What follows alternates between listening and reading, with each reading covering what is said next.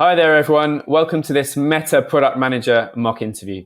For this video, we are doing a product sense question, and I'm really pleased to say that our candidate is a Meta Product Manager. It is Himankini. Welcome. Thank you so much. Really excited to be part of this conversation and see what's to come.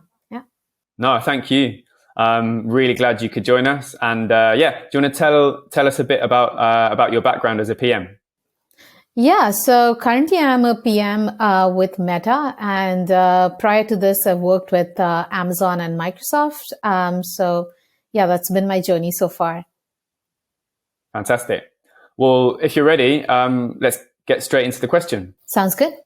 Cool. So the question I wanted to ask you today is, how would you improve Facebook groups? Got it.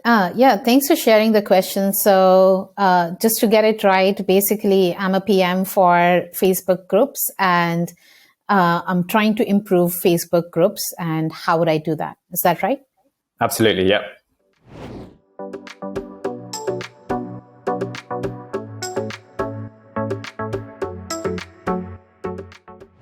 I would probably first want to start off with understanding, or at least clarifying, if we are on the same page with respect to what Facebook groups are, and also probably sharing a high level sort of framework of how I'd address this question. So let me start with the clarifying question first. So what are Facebook groups? As I understand, Facebook groups are basically a solution that Meta provides, where we have these online communities that users create based on their different interests. It could be either sports, music, or based on their different needs or habits or religion, etc. So basically, it allows users to exchange information or share content and experiences with other users in a very simple and efficient manner. Is that understanding right? That's perfect. Yeah, absolutely. Awesome. So the way I'd want to answer this question, I basically would want to understand how Facebook groups sort of align with Facebook's overall mission of building community and bringing people closer together. And post that, I'll want to discuss more about why would Facebook create groups or continue to have groups in the first place, in terms of what is the business objective that they're trying to drive using Facebook groups.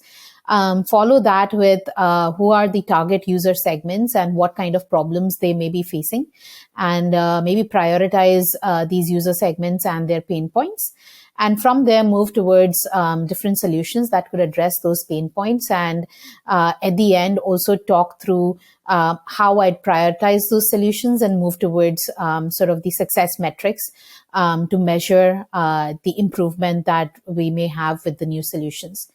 Does that sound good? Yeah, sounds good. Please continue. Okay, so let me just take a few minutes to just jot down my thoughts there. Rather than jumping straight into her answer, Himankini first outlined her approach and ran it past me. This is a really great interview technique to use because it makes sure the interviewer is on board with the approach. It also shows good communication skills and forces you to structure your answer properly. So let's talk through how sort of Facebook groups align with Facebook's overall mission, or Meta's overall mission of building community and bringing people closer together. I think groups provide people the tools to build communities and build groups in such a way that they can share their experiences, their content, and also bring them together in different conversations and exchange information. So I think groups are very well aligned with Facebook's mission of bringing people closer together. And I think groups are in a mature state currently. They've reached that product market fit with that clear value proposition of bringing like-minded people together with their target audience. And it's basically a part of their core offerings right now, and it's very well exposed to all the users through the different channels that they have. So I think the business objective here that we should be targeting, since it's in a mature product, a mature state, would be to drive engagement for our users and driving more and more action from our users. And at the end, in future, also look at probably monetization versus any other kind of impact like acquisition, conversion, or user activation. So my business objective would be to bring more engagement for users through Facebook groups. Why I wouldn't be considering monetization right away is because this is something that will come in turn as you drive engagement. Monetization shouldn't be the key focus from the beginning, as it may hamper your key areas of focus around engagement. So, yeah, I'll probably pause here to see if you have any questions. Otherwise, I'd want to move towards defining what are the different user segments and then pick one of those user segments. Setting out a business objective and product goal will give you a foundation on which to build the rest of your answer.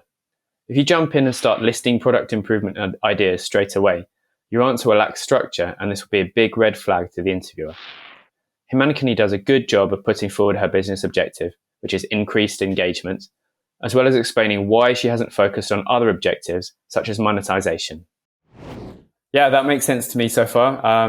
Go ahead and start defining those user segments if that's okay. The next. Yeah, let me take a quick minute to jot down those, and then I can come back. Perfect.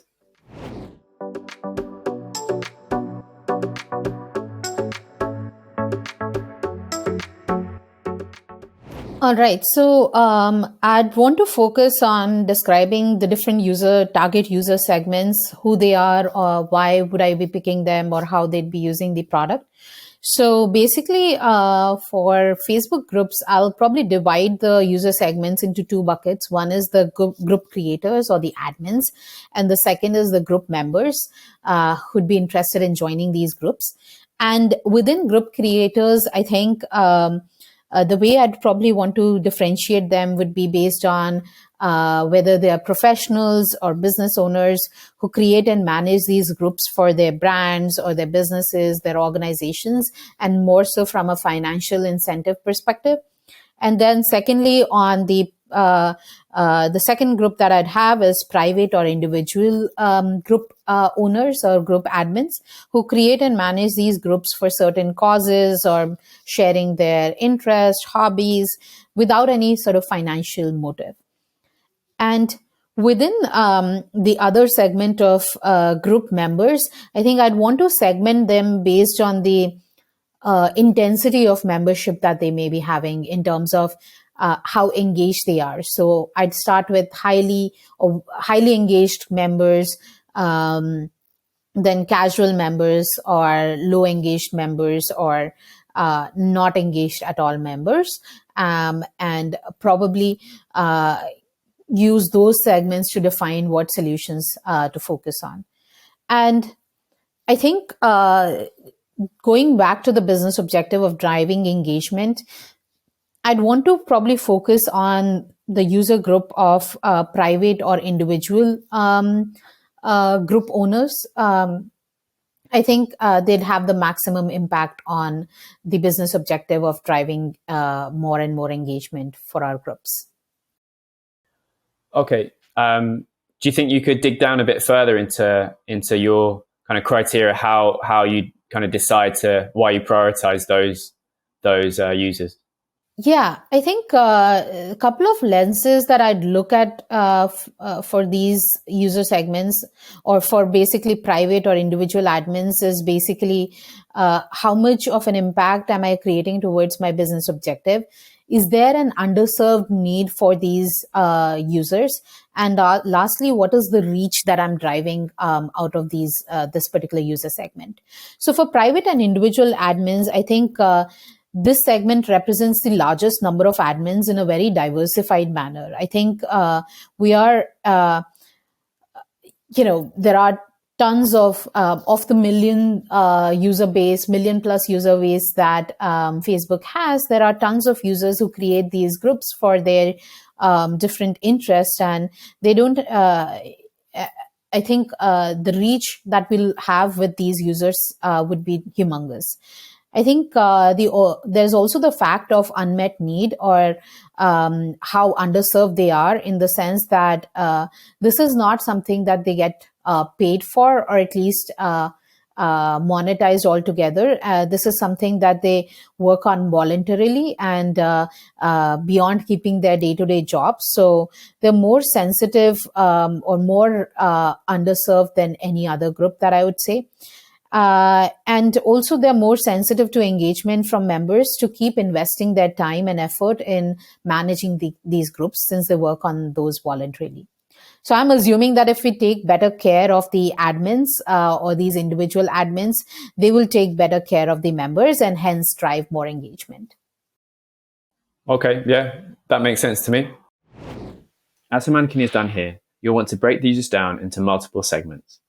When she decides which users to focus on, she's able to constantly refer back to her business objective, which is increased engagement, and that helps her justify her decisions. Yeah, carry on. Yeah, so now I'd probably want to take some time to think through the pain points that they may have, and then probably look at how we could prioritize one of those pain points and look at the solutions. Sounds good.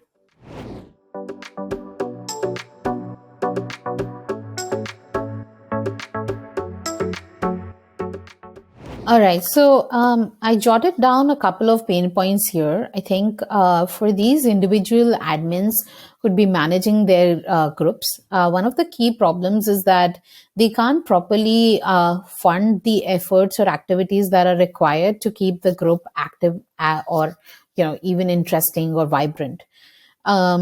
The second is, I think they have challenges to understand like what content to create and what content to share to keep it engaging for their members. I think the third one would be that it takes effort to find the right members to invite and maintain that critical mass ongoing, and also further expand your user base, in the sense that if the group members want to invite other group members to increase engagement and sort of have a sense of ownership. Also, another challenge for these individual admins is around how do you constantly attend to the member needs in terms of answering their questions, addressing any issues, and it needs a lot of operational support. And I think lastly, ensuring the integrity or trust of the group so that members feel safe to share or express their ideas and further drive sort of engagement. I think another one that I'm thinking of is that they also need sort of wider exposure that Facebook can provide to reach more audience beyond the members in their network. And how do you connect the different Facebook services together with these groups to achieve that? I think there is a lack of understanding or support that they have to connect the dots there. So in terms of how I'd probably prioritize these different pain points, I'd probably look at how big of a need or how big of a pain point is that, what is the reach that we may be having with that particular pain point, and how does it align to the business objective of driving engagement for our product. And I think one of the biggest ones that I can think of is around challenges of knowing what content to share and when to share that content is, I think, one of the biggest needs. Because a lot of times you have a lot to share, but you don't know how to present it and what is the right timing to share that particular content. Also, the fact that it's key. The content is key to driving more engagement. And I think that'll have the most impact on our business objective. So I think I'd probably prioritize the pain point of keeping, rather understanding what content to share and when to share that content. Okay, yeah, that sounds good. Once you've explained which user segment you'll focus on, It's time to list some of their needs and pain points. And if you do this correctly, as Himankini has done, you'll demonstrate that you can empathize with users, and that's a really important skill for a PM to have. When prioritizing which of these pain points you'll focus on, you can again link back to the business objective you laid out earlier, and therefore you're basing your decision in something concrete. Would you move on to some solutions then to these pain points now? Yeah, let me take a quick second to think through some of the solutions here.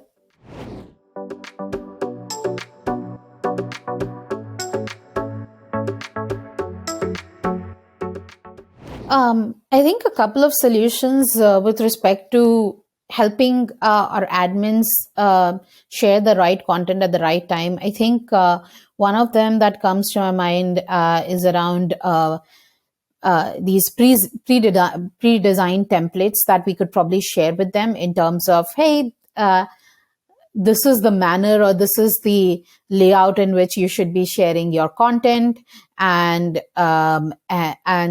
share those templates for them to create that content easily.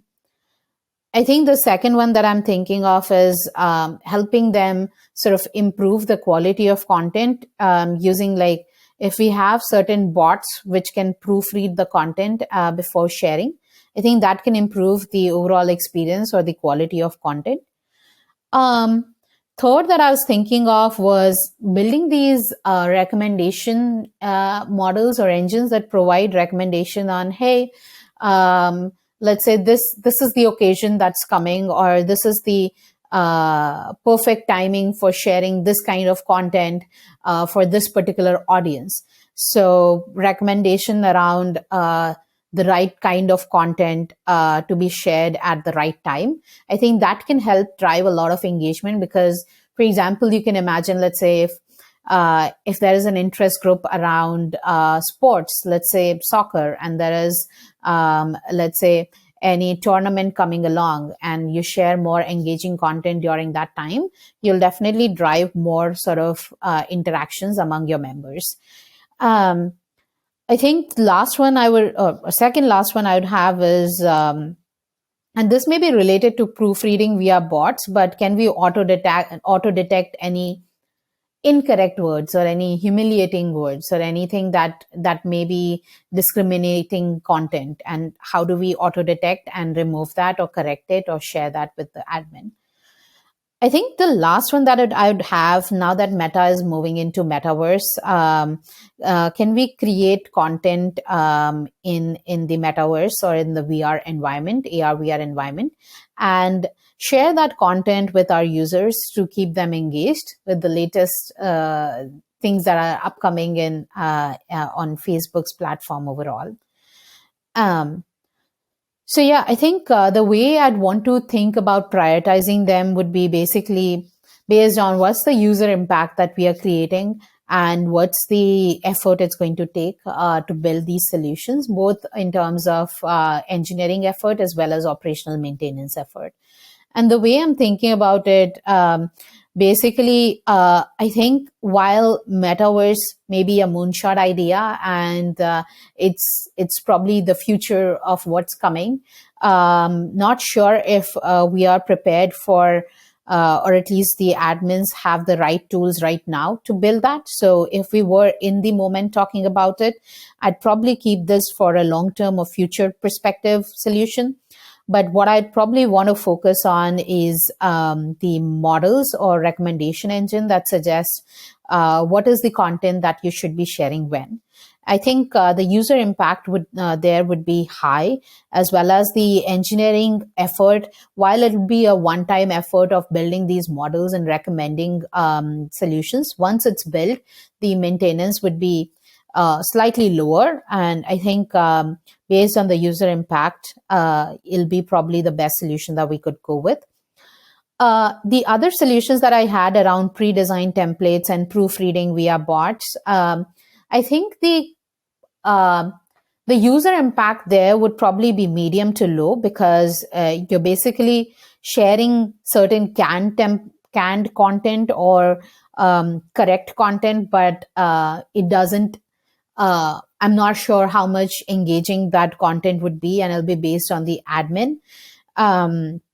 and also the effort there is low. So I think both the impact and effort is low there. So I'd probably still want to focus on the recommendations around the timing and the content that should be provided to the users. Himankini lays out some interesting and convincing solutions for the pain points she's identified. And it's great to include a variety of solutions. Some might be fairly typical and straightforward. Maybe one or two can be a bit more creative and ambitious. That shows that you can think outside the box. Once you've listed your solutions, you'll want to prioritize one of them, as Himankini did here. Okay, cool. Yeah, that sounds like a good solution. So now you've got that solution, the recommendations. What metrics would you set to kind of measure the success of that? Yeah, I think the metrics that I'd probably focus on would be more aligned towards our business objective of driving engagement for Facebook groups or meta groups. And the way I'm thinking about how you'd measure engagement is basically through, let's say, how much interaction or how much engagement did you have on the group in terms of number of likes, number of comments, number of shares of your post on the group. I'd also in parallel measure the number of posts that were created, probably the number of time spent, or not the number, but the amount of time spent by users on the group versus overall on Facebook. Also, if the users are finding more positive content being shared or having a positive experience on our group, they'd also invite more and more users to our page. So I'd also look at the number of invites sent by the user. I'd also probably look at like the Net Promoter Score or an NPS score, or maybe do more of a sentiment analysis to understand, are users enjoying the conversations on the group? Are they having a positive experience, etc.? But in terms of like prioritizing a North Star metric, I'd probably go back to the engagement metric, which is more around the average number of likes, shares, comments per week on our post. I'd also probably look at some of the 28-day retention metrics in parallel to engagement, just to understand how sticky, are we driving stickiness to our product in terms of how many users did we retain month over month or week over week. So yeah, I think those are some of the metrics that I'd probably look at. Cool, sounds good. Himankini does well here because she bases her metrics on the business objectives she laid out earlier in the answer. She also lists quite a few different options, showing the interviewer that she's used to working with a wide range of different product metrics. Well, I think that's the end of the interview. Congratulations. You did a fantastic job. Hope you enjoyed it. Yeah, no, it's been a great experience going through this mock round. So, yeah. Hello, I really hope you found that useful. If you did, you can like and subscribe, and why not come visit us at igotanoffer.com. There you can find more videos, useful frameworks and question guides, all completely free. And you can also book expert feedback one-to-one with our coaches from Google, Meta, Amazon, etc. Thank you and good luck with your interview.